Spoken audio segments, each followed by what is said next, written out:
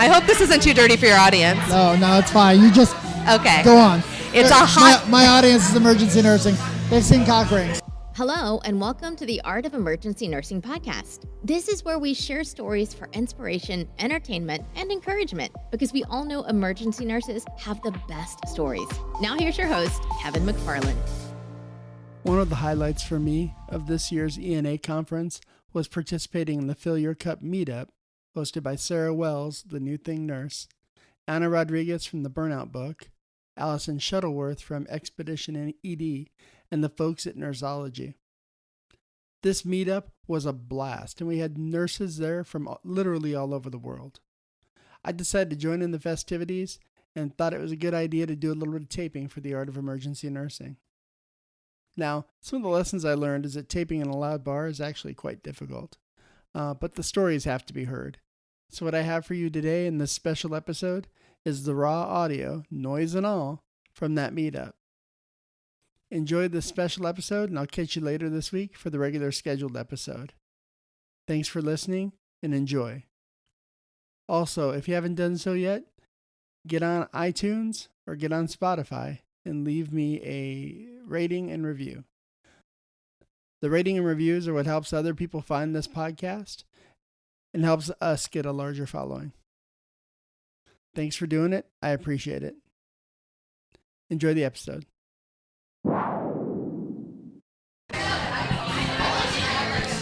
Okay, tell the audience who you are and what do you do?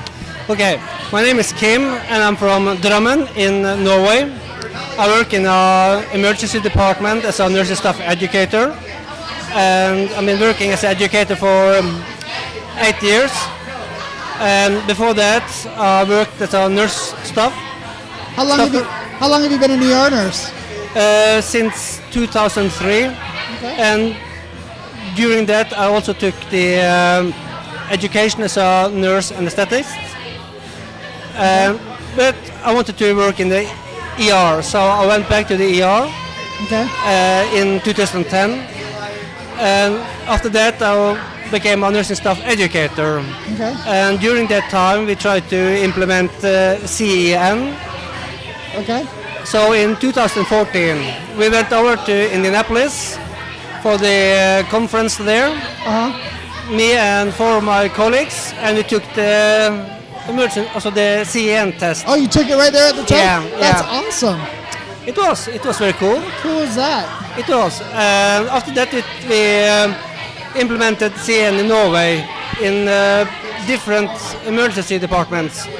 So I was asked to travel around to meet other managers, nursing managers, to talk about CEN, because my director, he said it was a very good program. Okay. So we tried to implement it, but it's not that easy, because when you do the tests, a lot of the questions are about the American healthcare system, professions. I was gonna say, was there much difference in practice that you've seen on the reflected on the test versus what was at home? If you think about the nursing practice, that's very similar, because you have ill patients. They have the same symptoms. Yeah. So what was confusing for us was the tests about the healthcare system, the professions. So we knew a lot of things about EMTALA and things like that, but that gave us nothing. Yeah. So we had several meetings with BCEN to try to make an international CEN. That's fantastic. So are they going to make an international test? Not yet, but if ENA, among others, could support us to work with BCEN, we might have an international exam. That would be awesome. Yeah. So you're here. So you're here for the conference again this year. Are you part of the international delegation? This year I'm not part of the international delegation. No. Okay. I've been that before. Conference. Yeah, I've been a delegate before, and also sat in the International Advisory Council. Okay. I was a chairperson there. Oh, that's awesome. Yeah, that was very cool. But at the same time, I was doing the master program as an advanced practice nurse. So I felt like I didn't have all the time to do everything. Yeah. I had to step back, finish my master. I did that in May. delivered my master thesis then. Congratulations. Yeah, thank And you. now you're working as a nurse practitioner now? Yeah, And that's new to Norway, right? that's new to Norway. And our emergency department is the first in Norway to have nurse practitioner. How progressive. That's awesome. Yeah, and that is very thankful to our director of the emergency department because he has pushed us forward to do the master program. That's fantastic. And as he said to me that if you're going to be a nursing staff educator and you're going to have nurse practitioner nurses, you also have to do the program yourself. So he pushed me forward to do that also, because if I'm going to be a nursing staff educator for the nurse practitioner, I have to know what they're doing. So that's why I'm working 50% as a nurse practitioner and 50% as a nursing staff educator. How do you like that role? Are you enjoying it?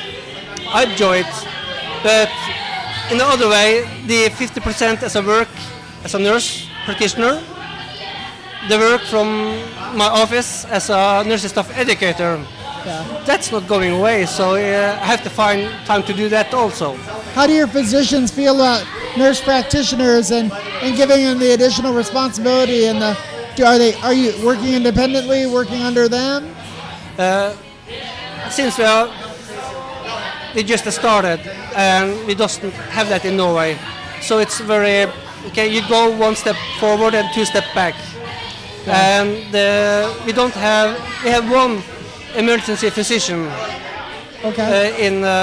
at our department, because that is also very new in Norway. Okay. So they're now starting to sign up physicians to become emergency physicians. Okay. Are your physicians now just general practitioners?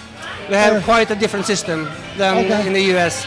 Okay. So we have in the emergency department, we have intendists, residents, and they come straight from the university, have 6 months rotation of medicine and on surgical, and when they see the patient, they call for the we call it residents from medical or surgical to come down to see the patients. Okay.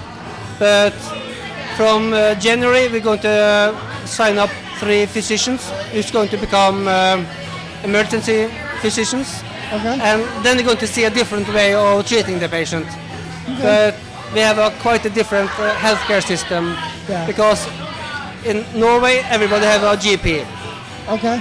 So the patient who comes to the emergency department, they've seen the GP or went to the out of hours emergency center before they are coming to the emergency department.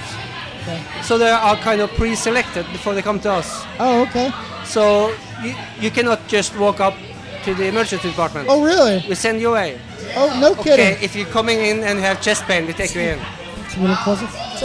So somebody just comes in, they don't get to see the emergency department right away. Go see your general practitioner, if they can't figure it out, and then they need the ER, then they come to the ER. That's right.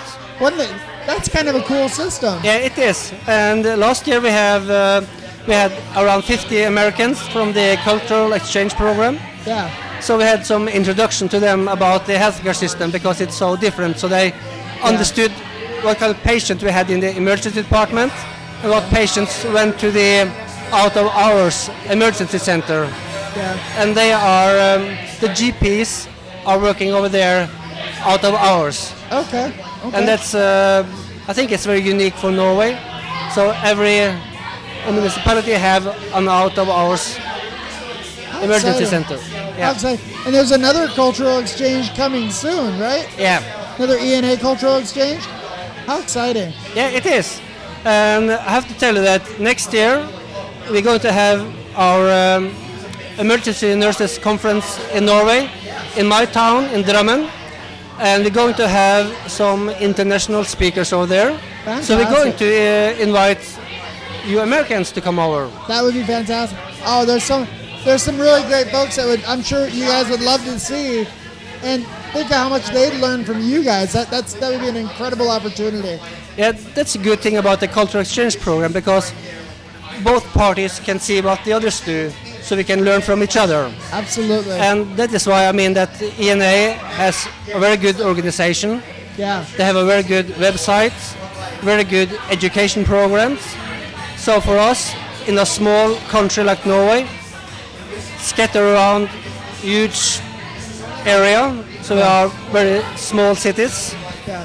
compared to the US in a way. Okay. So we can have a lot of information, education from the ENA websites.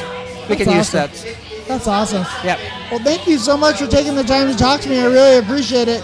Thank you. This is awesome. I really appreciate your time and hearing a little bit about your experience. Thank you. Thanks so much. We're going to have a good time. They're taking our picture here.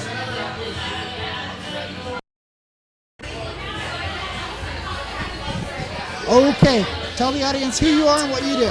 Hi, I'm the unicorn nurse. I have multicolored hair, so unfortunately or fortunately, you can recognize me in any ER. So, What do your patients think of your unicorn, your colored hair? as long as they don't touch my hair, I'm okay. I have 5 different colored hairs. You'll see me from far away with my purple, pink, and blue hair. That's pretty awesome. Does your facility allow for such expression? Trust me, I have looked at both of my handbooks for my both jobs. The federal government and my private facility does not care as long as you show up on time in your uniform, ready to work. That's awesome. So how long have you been a nurse? I've been a nurse for 3 years. It's officially 1 year for me in ER nursing. Awesome. I work 2 jobs. I work both floor in the PCU, ICU, and also on the floor as an ER nurse. Why ER? I came to ER because I had heard a lot of good things about my facility, how it was good for teaching. I wanted to expand my skills. I was a little nervous. I happened to meet Sarah from New Thing Nurse and a couple of my other friends, and I got some really good advice. It's like, you start going to, if you want to expand your nursing skills, stepwise, go to a medium-sized hospital, then you can go to Trauma 1, so you're not overwhelmed by the amount of nursing skills you have to accumulate. So that's how I ended up in ER nursing. Even though my ER is not Trauma 1, it's okay because I've got a lot of great medical and other types of experience. We're the 3rd busiest ER in Indianapolis, and that's why I ended up at that ER. And this is your first nursing conference? Yes, it's my first ENA conference. I got a scholarship from my local chapter. Awesome. So I will have to tell you, if you ever want to go to a conference but you're afraid it's going to be too much, look for your local ENA chapter. They're so helpful. Participate in it because it's incredible the amount of people you meet. Number 2, they get a lot of money for scholarships, and there are scholarships everywhere if you take the time to look and apply for it. What are you most excited about for this conference? I'm excited because I want to expand my knowledge, because after even a year, there are times when people come up to me, they're like, you're senior in this section. I'm like thinking, I'm not senior, I can't be senior. don't hand me the burning ship. But I will tell you that what I'm looking forward is expanding my knowledge, making sure that my skills are solid, because I want to be able to help out new grad nurses like I was helped out before. Tell me about a patient you'll never forget. The best gift I ever got from a patient, it was a full moon weekend, literally. And you know when you work on a full moon weekend, there's less staff and there's stuff to go crazy about. Because the old senior nurses know to call in sick. Yes, that too. And there's less staff. Again, be prepared to work. The patient of mine, her husband brought in this thing and it said, oh, I brought you some rolls from Texas Roadhouse. And I said, oh my gosh, thank you so much. I'm so hungry. And mind you, most people won't accept food, but it's Texas Roadhouse, and I'll take their rolls any day. Okay, we may need to talk a little bit about that. So, food from patients, probably not the best advice. How did it go? Were they good? They were really good. I know the restaurant because it's a local regional restaurant. I worked there when I was in college. But he was nice enough to remember that I had joked with him. He didn't have to bring me back something. He actually brought me back something, and I shared it with him and my interpreter. Because when you're hungry and you don't have time to warm up food, I knew it came from a restaurant. It had a styrofoam box. Nothing looked untouched. Good. Nothing looked like it had been spat into. So I'm okay with that. But awesome. The best part was that he handed me this little Ziploc bag, and it was this little golden blob in it. And I thought, what the heck is this? He said, take it out and throw it against the wall. and it said Full Moon Pig on the bag, and I didn't understand what it was. Well, when you took it out and you threw it against the wall, it was one of those splat toys. It landed against the wall and it slowly slid down like a gel toy, and I couldn't help it. But it was the best reminder because it started making me laugh so hard. That's funny. It's called a Full Moon Pig. I ended up sharing with all the doctors and the nurses around me. They were a little freaked out because it's a gel pig that you would throw it against the wall.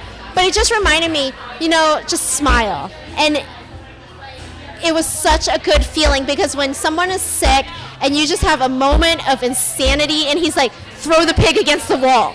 Just throw the pig against the wall. A little stress relief. Yes, it was the best stress relief all night. People were throwing this pig all over the ER. That's awesome. Well, cool. Well, thanks for taking the time. I know you're in a hurry. Thanks for taking the time to tell me that story. I appreciate it. You're welcome. Thanks so much. Nice meeting you. Nice meeting you. Okay. So tell the audience who you are and what you do.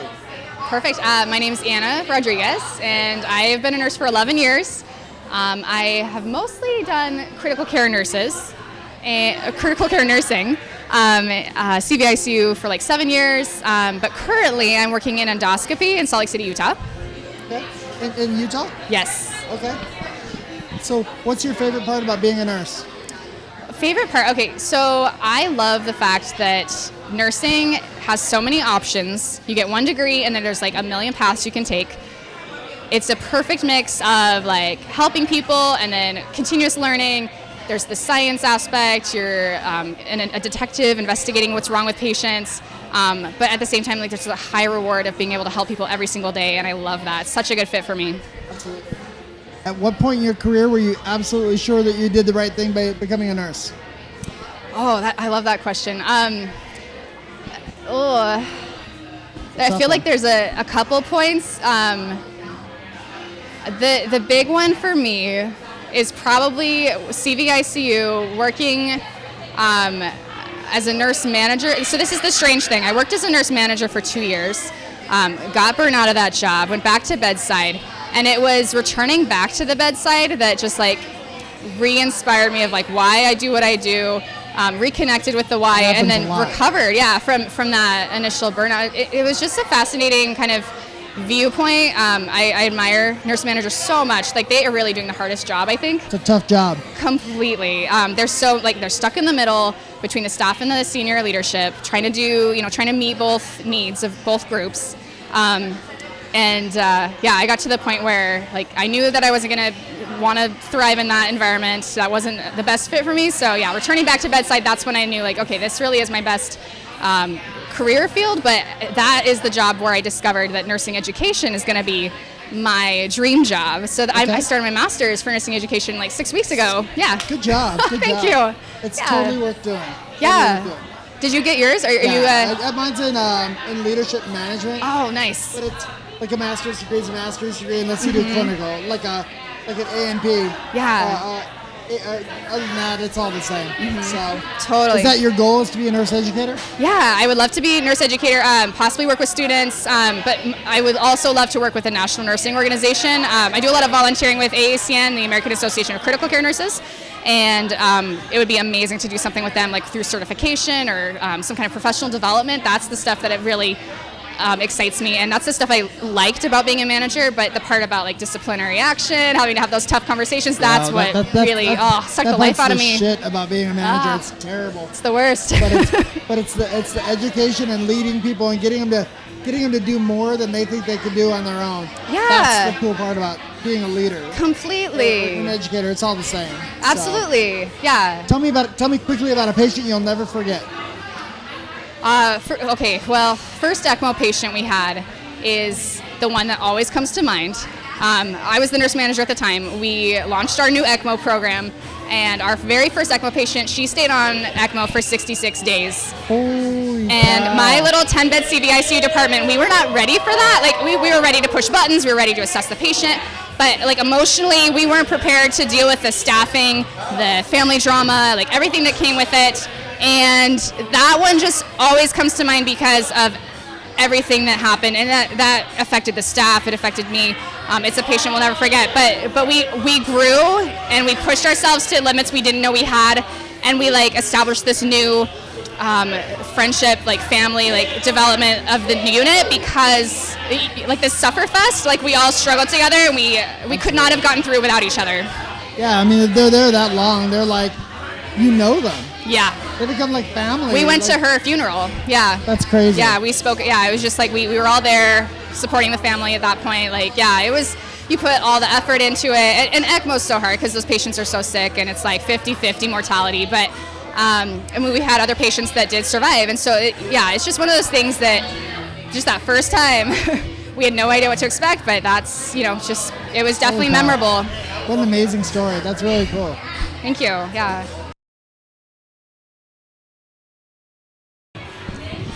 So you are a burnout expert, so this is the perfect question to ask you, and it's a question I've asked a few nurses, and I'm curious your answer. What makes the difference between the nurses who get into nursing and burn out right away and those who don't? Because I know nurses who've been a nurse for 2 years and they're absolutely burned out, and I've been a nurse for 18 and I'm not burned out. Have you ever been burned out? There's times, certainly there's times. Okay. But you're able to bounce back. I always find a way to reignite that passion. Yes. What makes the difference between the people who burn out and either leave or go do something else? In my experience, my observations as a nurse manager, as a nurse myself, and then all the research I've read, there are studies that's indicating the level of empathy and compassion a person has can affect their burnout rates. So if a person is going to work every day and they're taking care of the sickest of the sick, which is ICU and ER, if they're there taking care of those patients and they're empathetic and feeling those emotions, like neuroscientists have discovered, like the brain of a patient who's in pain, the places that are activated there is also activated on a person who's being empathetic towards them. So you're exposing yourself to that day after day, and if you don't have the right coping mechanisms developed, or if you're new to nursing and maybe haven't figured that out yet, how to recharge yourself after those events, you're going to be more prone to burnout. If you're not able to identify it soon and it just is building up too quickly, that can be a huge issue. And then just working in an environment, an organization that's not supporting the nurses, if there's a lot of bullying, workplace violence, unsupportive leadership, all these things contribute to burnout. And so it's kind of this combination of luck of where you end up, but also the individual's resilience and fortitude and grit, all these things that can play a role in their ability to handle these critical patients we deal with. So you, as a nurse for 18 years, you've had burnout moments. Like, what do you do to recover from these really traumatic events? I think one of the things that always kind of gets me back, I just look at those little golden nuggets of where you really make a difference in a patient, and it's like stupid little things where you're like, we had a patient who overdosed, and his mom. I work as a house supervisor, so the team was taking care of the patient, and I was kind of looking after mom, and just kind of talking to her and going, and it kind of looked like he was going to be okay. Until then, he wasn't. Right. And he looked like he was going to be okay, but then they started having conversations about that he maybe didn't have much EKG or EEG going on. Yeah. Maybe wasn't going to wake up out of this coma. So they started talking about donors. They started talking about making him a donor. And the mom asked me, well, what do you think? And I'm like, totally the wrong person to ask, because my wife just got a double lung transplant a year ago. Whoa, no way. So she just got a double lung transplant a year ago. And it was amazing. It was an amazing thing, and it worked out super well. Oh, so wow. I'm like, I'm totally biased, but it's an amazing gift. Right. And if he's not going to make it anyway, make something less bad out of the bad. Well, and some of the things I've read show that families that are approached about donation, even if they choose, or if the patient is eligible or not, if they choose to do it or not, even if they're just approached and they have that conversation, the grieving process is different, and the patient's families appreciate it. Yeah. Exactly. So just before he moved to another hospital to become a donor, I got a chance to see mom before she went. She gave me a big hug. And she's like, "Thank you so much for talking to me. I appreciate it." And I was like, "That's why I'm a nurse. That's why I do what I do." And that I can have 10 bad, shitty shifts. Yes, and not, you remember not that. flinch. Just, for those little nuggets. I love that. How about you? Well, and I think it's hard because it's easy, and there's, again, science to prove that these negative experiences, it takes like 3-4 positive ones to outdo a negative. So, like, when you're trying to think about all the good stuff, what I do is write it down. So I have a book.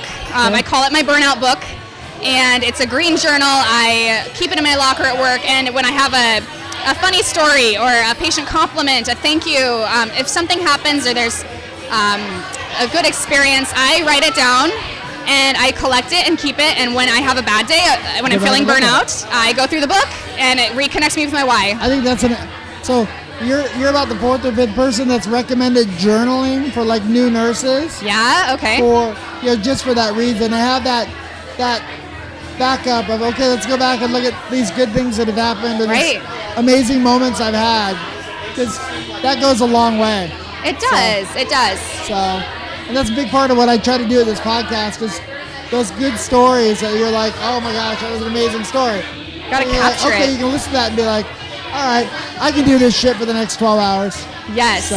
Yeah, and when you say those things to yourself, like, I can do anything for 12 hours, like, I'm not the one in the bed, like, you have to remind yourself sometimes, but those things, they work.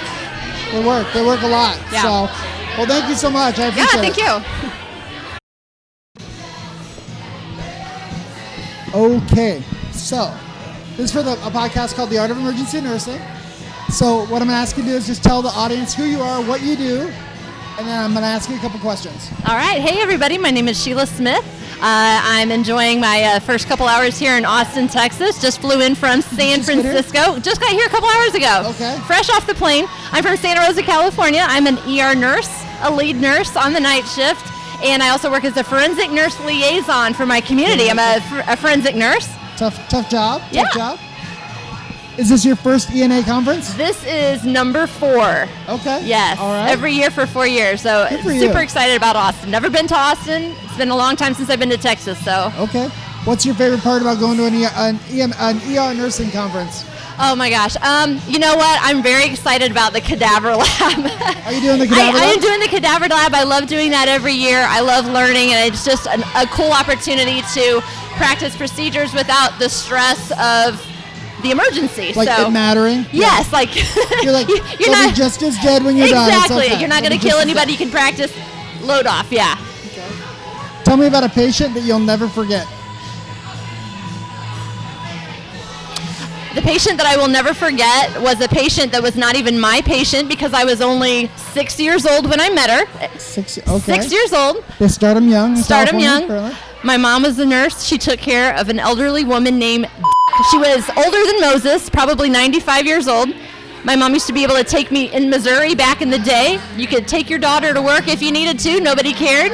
I used to pass waters and play checkers with the elderly patients. That's cool. And she gave me a little mirror one day, a little tiny pocket mirror, and she said, every time you look in that mirror, you're going to remember that your mom is an amazing nurse, and I bet you're going to be a really good nurse someday too. And from that day forward, I always knew I wanted to be a nurse. That's why I became a nurse, and my mom. and when you became a nurse, at what point in your career were you like, I made the right decision? This is absolutely what I'm supposed to do. I always knew. I was one of those lucky ones. I always knew I wanted to be a nurse. I think probably a good year or two out when you finally hit that mark where, like, you know, you're not going to kill somebody, you're kind of like starting to get confident. But so what it really comes down to is just not killing somebody, right? Exactly. You don't come to work stressed and worried all the time. But when I switched to, I've been a nurse for 23 years. When I switched to ER nursing 6 years ago, I felt like I finally hit my niche. Like, this is where I'm supposed to be. I wish I'd done it a long time ago. What were you doing before? I am mostly orthopedic nursing, but I've worked in about every area of nursing, except for labor and delivery, although I have 5 children, so I feel like I'm an honorary L&D nurse, you know? You can probably do it yourself. Yeah. So, what advice did your mom give you that turned out to work well for nursing? Oh, so much nursing advice. She taught me about love and compassion, and that somebody always has it worse than you. And so when I go into my job every day, it's just a reminder every day that I'm not on the other side of the gurney, and It's always a good thing. It's just all about compassion and sympathy and empathy for patients, and she's got the best work ethic ever, and I just always try to take the values that she taught me when I was a kid, from a little person, 6 years old on up, and compassion. You never know what the other person's going through. Absolutely. Well, thank you so much for telling the stories. I appreciate it. Thank you very much. Thanks for having me. No problem. Enjoy Thanks so the much. conference. I will. You too. Okay, so this is going to be for the Art of Emergency Nursing podcast.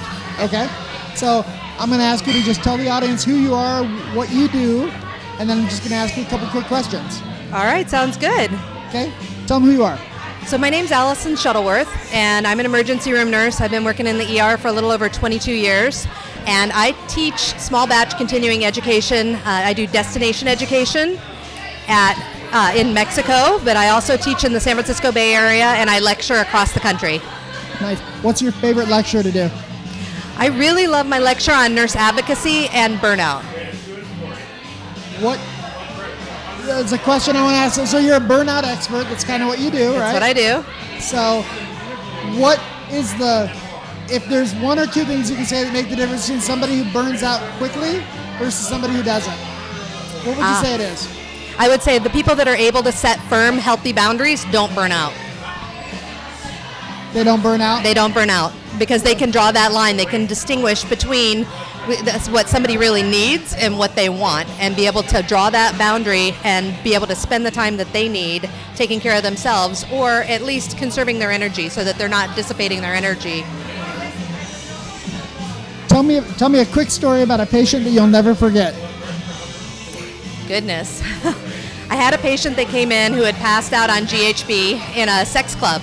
I work in San Francisco. Okay. And because I won't forget him. All right, takes all kinds. All right. So, that stuff's isn't new to me. I see all kinds of sex toys and stuff, especially around Pride and Folsom Street Fair and whatnot. Well, this guy passed out, and because I work in an inner city ER, if you come in passed out, you're going to wake up naked. I'm taking your clothes off. Yep, trauma naked. That's what's wrong with you. Yes, and I kind of feel like it's a rodeo or some sort of sport. So I timed myself, like, how fast can I get you naked and tied down? Oh, God. Okay. I feel like it should be an Olympic sport. I'm gonna submit that idea to the Olympic Committee. Let me know how that goes. So there's lots of people signing up for that. Pick me. I feel like that would be a great booth at ENA, actually. Be a great booth. Yes. So anyway, this guy comes in, he's passed out. I don't know what he's got on under his clothes, so I'm going to get him undressed. And he's wearing skinny jeans, which are the bane of my existence because they're hard to get off. Any trauma nurse would agree with you there. Yes. So I was halfway getting his pants off, and I finally got it past his ankles. And I realized that he's got a cock ring on. I hope this isn't too dirty for your audience. No, it's fine. You just go on. It's a hot... My audience is emergency nursing. They've seen cock rings. Gotcha. So it's a hot pink cock ring.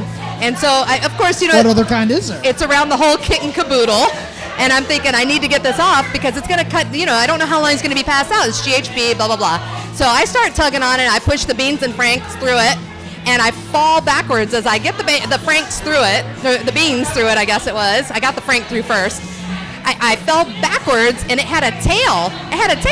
And it was going up his tail. And as it came out, it went like this. It went, and I fell backward. I don't even know what to say about the sound effects. Straight into my boss. And I almost knocked him over, and here I am holding a giant cock ring with a tail. And I had to explain to him what was going on. This is the funniest story I've ever recorded in my life, just so you know. And so, anyway, my boss was, he just kind of looked at me like, what the hell are you doing? And I was like, well, it was strangling the beans and franks. And so I had to get it off. And he just shook his head and kind of walked on. But I put it gingerly underneath the man's clothes because I didn't want to get rid of it. I gingerly placed it under his clothes. You might need it. I mean, Right. It's not a single-use item. I get a text at 2 a.m. Yeah. I get a text at 2 a.m. with a little mini video. This is terrible to say, but somebody in my ER said that he woke up and said, "Oh no, not again!" And he put his pants on, grabbed his cock ring, and ran out of the ER doors. And they caught the tail end of him, as he ran out with his cock ring in tow. This is the funniest story I've ever heard in my life. I can see why this would be a patient you'd never forget. It's like, well, bless his heart. Bless his heart. Yeah, it might happen again. He may be in the ER as we speak. We don't know. He's keeping me gainfully employed and out of prison, so I welcome him. He can come on back. Well, there you go. That's awesome. That's like the best story ever. Thank you. Thank you for taking the time to do that with me. I appreciate it. My pleasure. Thank you so much. Okay. Hey, thanks for listening to this special episode. And if you're going to be at the ENA conference next year in Vegas, I would imagine we're going to be doing something just like this meetup again. I hope you can be there, and I look forward to meeting you and hearing your stories. Thanks again for listening to The Art of Emergency Nursing. Don't forget to share this podcast with a friend. Your recommendation is how this show gains followers. Thanks again. Thanks for listening to the Art of Emergency Nursing podcast. Make sure to subscribe to the podcast and follow us on Facebook.